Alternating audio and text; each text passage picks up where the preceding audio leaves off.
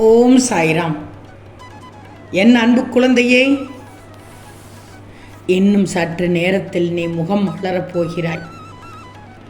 இது தெரியாமல் நீ உடைந்து போய் உட்கார்ந்திருக்கிறாய். உன்னிடம் எனக்கு பிடித்ததே உன் தைரியம் மட்டும்தான். அப்படி தைரியமான பிள்ளை நீ ஏன் இப்போது உடைந்து போயிருக்கிறாய்? கவலைப்படாதே தங்கமே, கவலைப்படாதே. ஏன் கவலைப்பட்டு கொண்டிருக்கிறாய்? உன் முயற்சிகள் இல்லாவிட்டால் சிறகுகள் கூட சுமையாகிவிடும்.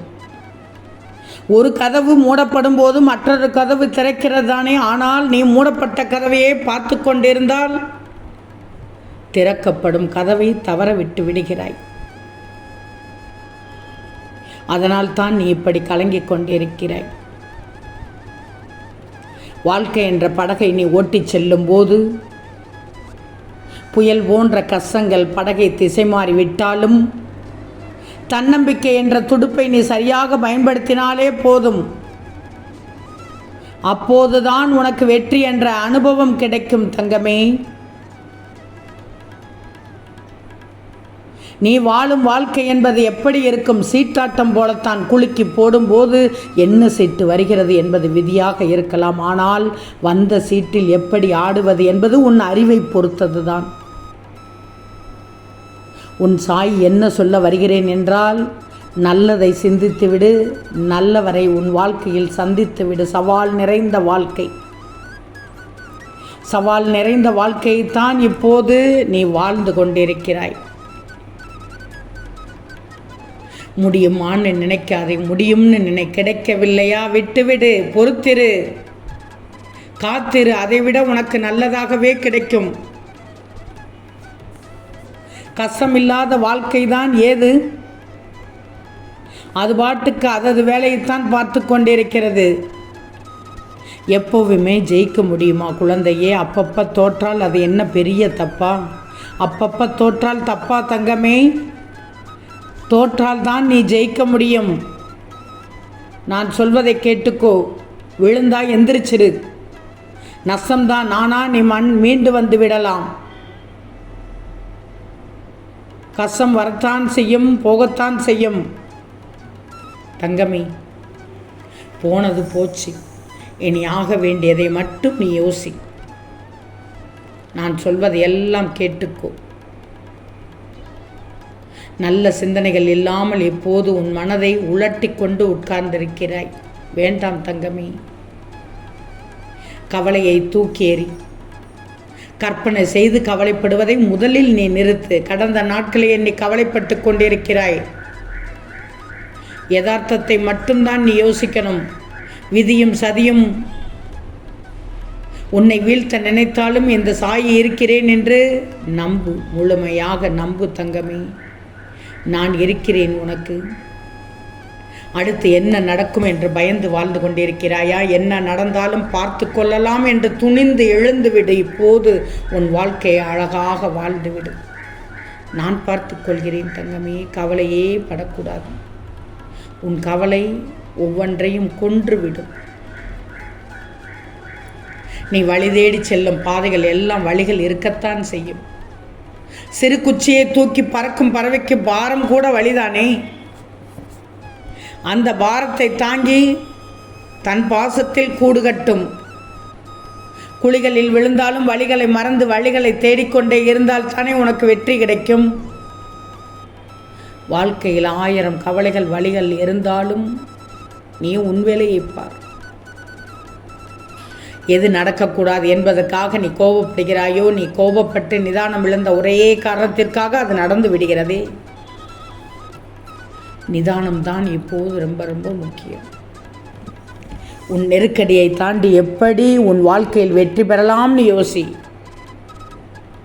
இந்த நேரத்தில் அடுத்தவர்கள் என்ன நினைப்பார்கள் என்று மட்டும் யோசித்து வாழாதே, தயங்கி வாழாதே. உனக்கு சரின்னு தோணுதா செய். உன்னிடம் அதீதமாக பழகி கொண்டிருக்கிறார்களா? ஆனால் முக்கியமான ரகசியத்தை அவர்களிடம் சொல்லாது. ஏன்னா பின்னால் பிரச்சனை வரும்போது உன் ரகசியத்தை அவிழ்த்து விடுவார்கள். அவ்வளவுதான். ஒன்றுமில்லாமல் போய்விடும். எது தெரியக்கூடாது என்று நினைத்தாயோ அதை கொட்டி விடுவார்கள். யோசிச்சுப்பார். நெருக்கடிகளை தாண்டி வாழ்க்கையில் வெற்றி பெறுவதற்கு சில நெறிமுறைகளை பின்பற்றினால்தான் உனக்கு வெற்றி நிச்சயமாக கிடைக்கும். இதில் எந்தவித சந்தேகமும் இல்லை. நான் திரும்பவும் சொல்கிறேன், ஒரு மரம் 1000 தீக்குச்சிகளை உருவாக்கும். ஆனால் ஒரு தீக்குச்சி 1000 மரங்களை டப்பென்று எரித்துவிடும், பொசுக்கிவிடும். நேர்மறை எண்ணங்களோடு வாழ்ந்துவிடும். யாரை பார்த்தும் பொறாமைப்பட தேவையில்லை. யாரை பார்த்தும் பெருமூச்சு விட தேவையில்லை. யாரை நினைத்தும் ஏங்காதே. உன் வாழ்க்கை, நீ வாழ்வது உன் வாழ்க்கை, விசேஷமான வாழ்க்கை. நீ ஏன் வருந்துகிறாய்? அடுத்தவருடைய வாழ்க்கையை யாரும் வாழ முடியுமா? இல்லையே. யோசிச்சுப்பார். ஒரு மரத்தின் பழங்களிலேயே ஒன்று போல் மற்றொன்று இல்லை, இரண்டும் ஒரே பழமாக இருக்கிறதா? புரிஞ்சுக்கோ. ஒரு தாய் வயிற்று பிள்ளைகளிலேயே ஒருவர் போல் மற்றவர் போல் இருக்கிறார்களா? இல்லையே. போன நிமிடம் போல் இந்த நிமிடம் இருக்காது, இந்த நிமிடம் போல் அடுத்த நிமிடம் இருக்கிறது. ஒன்று போல் மற்றொன்று இல்லை. நான் சொல்வது புரிகிறதா? சரியாக யோசி. நீயே தனிதான், உன் பலம் தனிதான், உன் பிரச்சனை தனிதான், உனக்குரிய தீர்வு தனிதான், எல்லாம் தனிதான். உன் வாழ்க்கை பாடம் தனிதான், உன் வாழ்க்கையும் தனிதான். ஆனால் உன் வாழ்க்கை அதிசயமானது, ஆச்சரியமானது, அபூர்வமானது, அர்த்தமுள்ளது, என் பிள்ளைக்கானது, உத்தமமானது. இன்னும் சற்று நேரத்தில் நீ உன் முகம் மலரப்போகிறது. உன் சாயி சொல்வதை எல்லாம் கேட்டுக்கோ. அதனால் இன்றிலிருந்து, இப்போதிலிருந்து உன் வாழ்க்கையை மட்டும் நீ வாழ்ந்து பார். வாழ்க்கையின் ரசனை புரியும், வாழ்க்கையின் அர்த்தம் புரியும். இனியும் உன் வாழ்க்கையை கேவலப்படுத்தக்கூடாது, அசிங்கப்படுத்தக்கூடாது, உதாசீனப்படுத்தக்கூடாது, வெறுக்கக்கூடாது. நான் சொல்வதை எல்லாம் கேள். பொறுமையாக கேள். ஒரு முறைக்கு இருமுறை கூட கேள். கொஞ்சம் சாணக்கியத்துடன் இருப்பது தான் நல்லது. ஏன்னா சகனிகள் நிறைந்த உலகத்தில் சத்தியத்தை மட்டும் வைத்து ஒன்றும் செய்ய முடியாது. அப்படிப்பட்ட உலகத்தில் தான் நீ வாழ்ந்து கொண்டிருக்கிறாய். நான் சொல்வதை எல்லாம் கேட்டுக்கோ. பல மாற்றங்களுக்கு பிறகுதான் உனது வாழ்க்கையில் மாற்றங்கள் நிகழப்போகிறது. சரிதானே நான் சொல்வது? தோல்வியின் மாற்றம்தான் வெற்றி, துன்பத்தின் மாற்றம்தான் இன்பம், இரவின் மாற்றம்தான் பகல், கோபத்தின் மாற்றம் அன்பு, அன்பு மட்டும்தான். கவலையே படாதே. இப்படி பல மாற்றங்களுக்கு பிறகு உனது வாழ்க்கையில் மாற்றங்கள் நிகழப்போகிறது. மாற்றம் ஒன்றே வாழ்க்கையில் நிலையானது. அந்த மாற்றங்களுக்கு ஏற்ப மாறும் திறமை உன் வாழ்க்கையின் வெற்றியை தீர்மானிக்கிறது. ஒவ்வொரு நொடியிலும் நிகழும் மாற்றங்களுக்கு தயாராக இரு. உனக்கு வெற்றி நிச்சயம் தங்கமே. உனக்கு உன் சாய் நான் இருக்கிறேன். ஓம் சாய்ராம்.